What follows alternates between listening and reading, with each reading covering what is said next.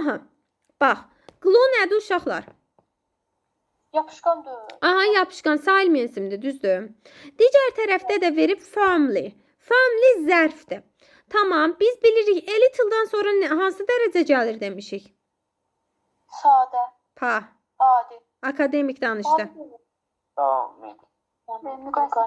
Müqayisə dərəcəsi. A little'dan sonra müqayisə dərəcəsi gəlir. Amma firmly adi dərəcədir. C getdi.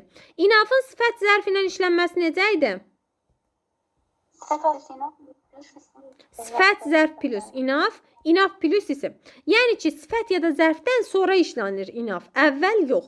D bəndində enough firmly yazıb. Yəni D yanlışdır. Enough firmlydən əvvəl işlənməz, zərfdən əvvəl enough gəlməz.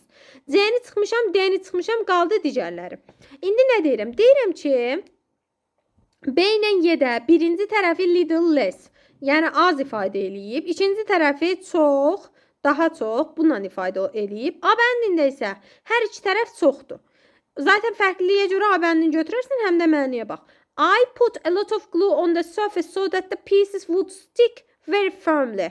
Deyir ki, mən çox yapışqan tökdüm ki səthə, yəni çox yapışqan yerləşdirdim ki, hissələr bərk, çox bərk yapışa bilsin. B-ni ya da Y-ni desəm, deyəcəm az yapışqan tökdüm, çox bərk yapışa bilsin. Çox bərk yapışması üçün bunun çox mürəkkəb deyirəm. Nə idi bu? Clay. Clay mən bayaqdan nə deyirəm uşaqlar? Yapışqan. Hə, töksün. Töküb. Neysə də bildiniz. Deyir, yəni az tökmüşəm, çox yapışsın. Çox yapışması üçün çox tökməli idi. Səhvdir. Ona görə A bəndi.